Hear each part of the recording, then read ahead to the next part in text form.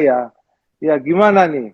Ya, karena bangsa Indonesia, negara Indonesia jangan minta sama Cina lagi. Cina lagi susah. Worowali itu waktu kapan dibakar? Waktu kemarin 2 kali itu gajinya tidak dibayar pada ribut. Tapi kan media-media Indonesia tidak diekspos karyawannya itu ribuan di Worowali tidak dibayar. Sekarang udah pada sulit.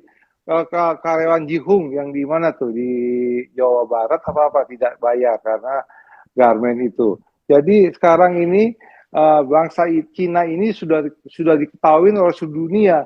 Dia fraud, dia cheat, dia jual barang, dia shipment ke Indonesia, shipment ke ke ke Vietnam, ke India, pindah kapal. Tapi bangsa Amerika tidak bodoh. Dia lihat minta certificate of origin.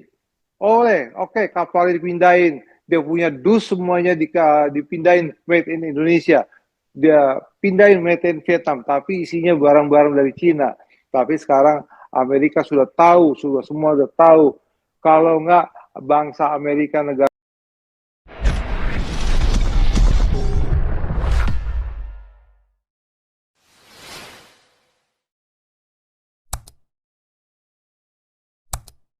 kali Tambahin Pak ini, Hade ya.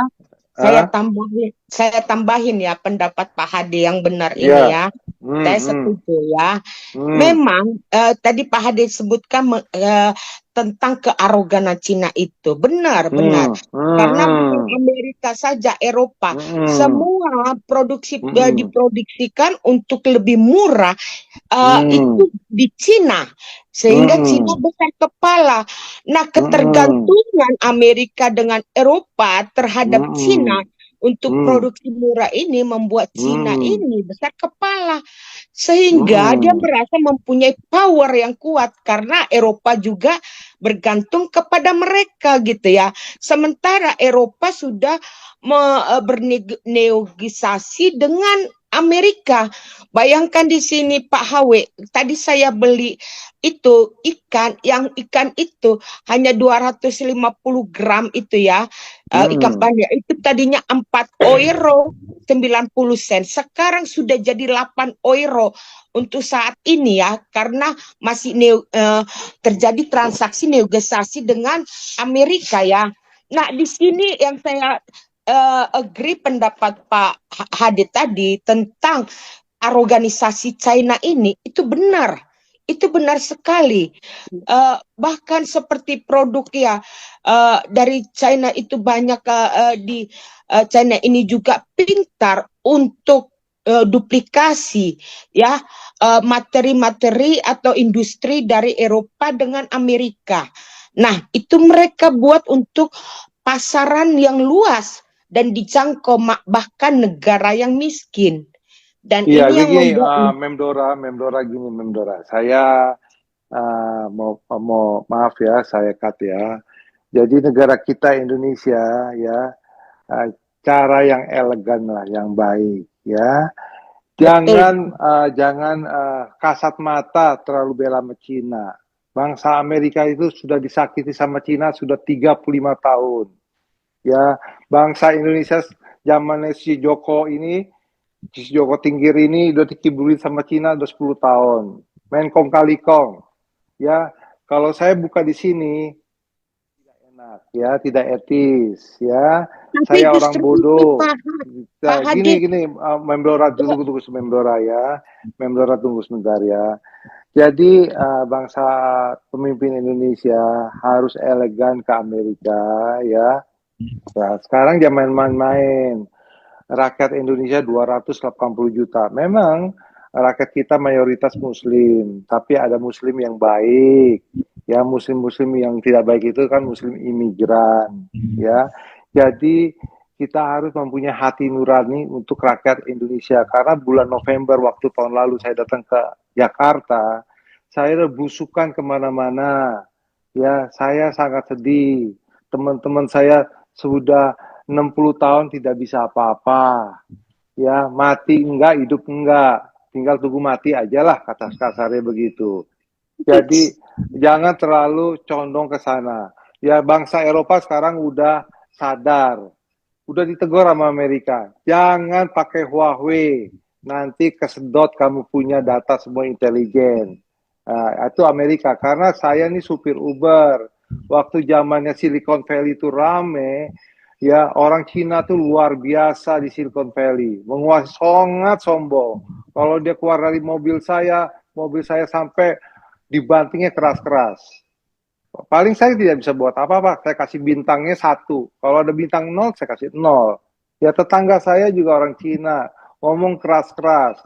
Kalau malam jam 2 pagi kita lagi tidur, dia ngoceh. Karena di Cinanya sendiri, kalau jam 2 pagi di Cinanya jam 4 sore.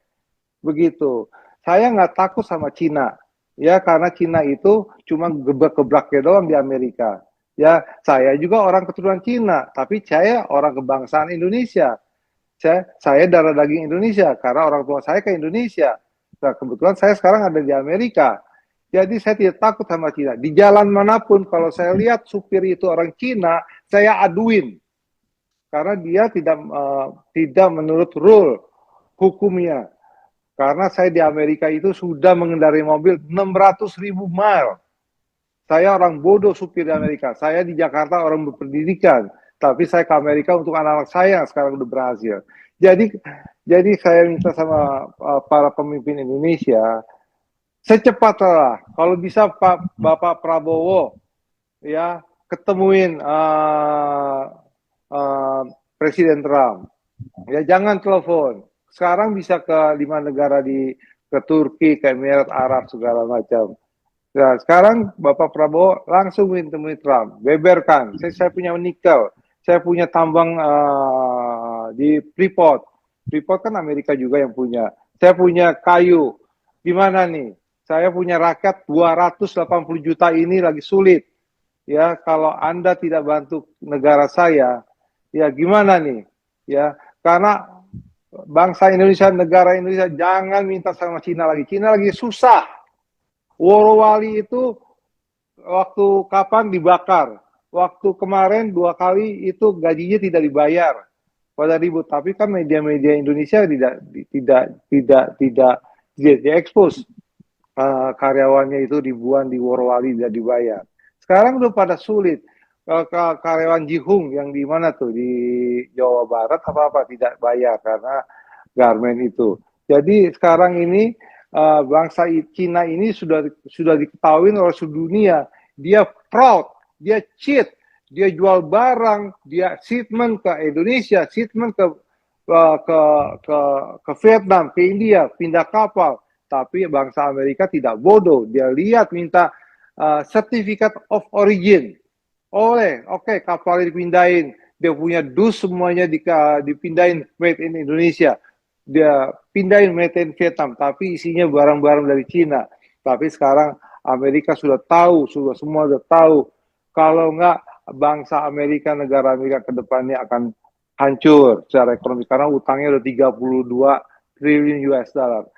Trump bilang, rakyat kita sakit. Benar sakit. Melalui Wall Street, kita udah kehilangan 8 triliun US dollar.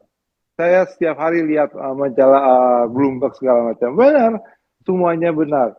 Elon Musk juga membenahi di dalam negeri Amerika.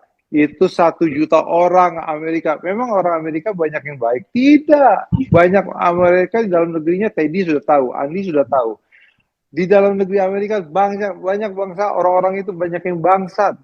Ya, malah banyak yang bangsat. Dia menggerogoti keuangan Amerika, dia fraud. 1 juta orang Amerika, dia dapat social security itu melalui fraud. Dia memalsukan segala macam cara. Sekarang ditangkap semuanya, ditutup. Masa orang 150 tahun bisa dapat pensiun? Kan nggak mungkin. Itu karena kepintarannya si Elon Musk. Sekarang Elon Musk dihajar habis sama sebagian kecil. Anda jangan salah. Sebagian kecil manusia yang dirugikan oleh Elon Musk, yang di PHK, sebagian kecil yang setuju dari karyawan federal itu di PHK karena nggak benar kerjanya, sampai pabriknya Elon Musk punya mobil Tesla semua yang dirusak segala macam. Terakhir Trump bilang, lu kalau rusak kendaraan Elon Musk itu dianggap sebagai teroris. Jadi di dalam Amerika ini banyak friksi-friksi. Biasa, kalau saya lihat ini, friksi-friksi ini dari orang-orang yang tidak senang sama Trump. Ya sebagian kecil, karena yang menang itu Partai Republik kok, sekitar 60% 60% menang. Ya, kamu tahu, Kamala Harris nggak jadi presiden, dia stres berat, sakit. Dia sakit. Kamala Harris. Kalau seandainya Demokrat jadi menang, Kamala Harris, hancurlah Amerika.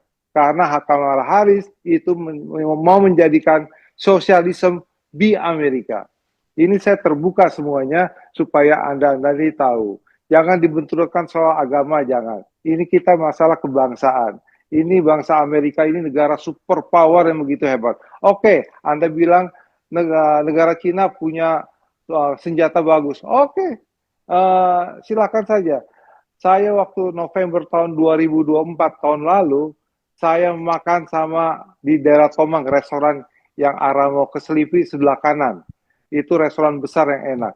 Itu yang punyanya itu teman saya dari masih kecil. Dia ketemu, Hade, gimana Amerika? Kebetulan saya pakai kaos Harley Davidson. Wah, pakai motor Harley Davidson cuma berisik doang ya. Nanti lo Amerika akan dibabat lo. Waktu itu kan Trump udah menang. Waktu itu saya November akhir sih ya. Udah menang, cuman belum dilantik. Nanti lo Trump dilindas sama Cina. Saya dengerin aja. Emang tampangnya tampang Cina. Kalau saya kan Cinanya Cina peranakan ya. Saya bilang jangan gitulah. Gue datang kemari mau makan ya. Ya, gue tahu lu benci sama Amerika, gue tahu. Ya, gue juga tinggal di Amerika kok. Ya, tapi lu bukan bangsa Amerika kan? Saya bilang, lu kan bukan bangsa Cina kan? Lu kan bangsa Indonesia kan? Ya, lu lihat nanti tahun depan. Gue kasih waktu lu setengah tahun atau akhir tahun 2025. Lu lihat nanti.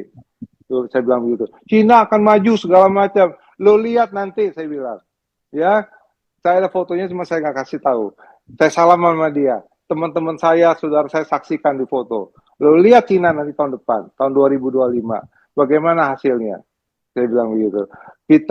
Lu tinggal di Indonesia. Lu jangan membanggakan Cina lah, saya bilang. Ya, lu bisa bahasa Cina, gue nggak bisa. Tapi gue orangnya rasional. Gue lihat negara yang mana yang baik. Karena bangsa Amerika itu adalah bangsa berketuhanan. In God we trust. Begitu teman-teman. Iya. Pak Hadi bisa saya potong sebentar ya. Ya ini ya mengenai ini. Memang Pak Hadi, Cina itu sekarang seperti yang tadi kita sama-sama setuju ya di dalam bagaimana. Mbak Dora, sebentar. Saya mau sampaikan Brian Edison, ini bagus nih, Brian Edison. Amerika itu ternyata banyak berutang ke Cina. Dari data Kementerian Keuangan menunjukkan Cina memegang treasury Amerika sebesar 859 miliar dolar atau 12.000 triliun pada tahun 2023. Sampai sekarang Brian Edison. Sebelumnya Amerika pegang utang sama China itu sebesar 2 triliun US dollar. 2 triliun US dollar karena bangsa Cina itu, negara Cina itu, kan saya udah bilangin, mengadali negara Amerika. Dan pengusaha Amerika juga begitu jahat. Ya, dia cari keuntungan dari selisih barang dagang apa yang dia import dari Cina ke Amerika, dia jual mahal. Sama-sama bajingan juga begitu. Jadi kalau dilihat begini, dengan pemerintahan Trump ini, kalau bangsa Amerika dibilang miskin, tadi sih belum bicara siapa, Pak Paul atau Teddy atau Andi atau Pak Paul Dere, ya itu tidak akan miskin. Walaupun dia punya 31 triliun, dia punya kandungan minyak bumi itu yang belum dieksplor itu luar biasa, kalah Arab Saudi, kalah Cina, punya batu bara ini luar biasa. Jangan salah, ini saya tinggal di Arizona. Ada area-area tertentu di Arizona ini sekarang lagi dieksplor, penduduknya itu lagi negosiate karena mengandung tanah jarang. Begitu juga di daerah lain. jadi belum dieksplor. Di Alaska belum dieksplor masalah minyaknya segala macam. Jadi bangsa Amerika emas banyak, batu bara banyak, tanah jarang banyak. Tanah jarang itu maksudnya tuh untuk yang litium segala macam ya. Dan penduduknya juga sedikit. Penduduknya cuma 345 juta orang. Kalau Cina penduduknya 900 juta orang. Ya, 60%, 70% miskin. Satu, satu bulan itu nggak sampai $100 penghasilannya. Kurang lebih $100 itu sekitar $1 itu 700 yuan. 700 yuan kurang lebih. Sekarang $1 itu 7,38 yuan. Jadi memang memimpin di negara Cina itu tidak gampang.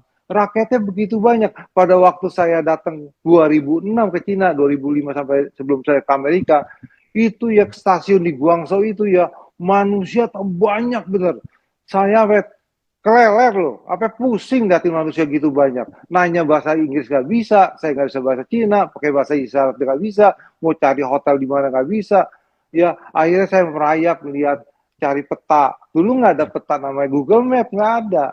Ya Pak Hadi, susah. tapi saya potong Pak Hadi ya, Iya Pak ya Hadi. silakan silakan ya. Iya, Ya.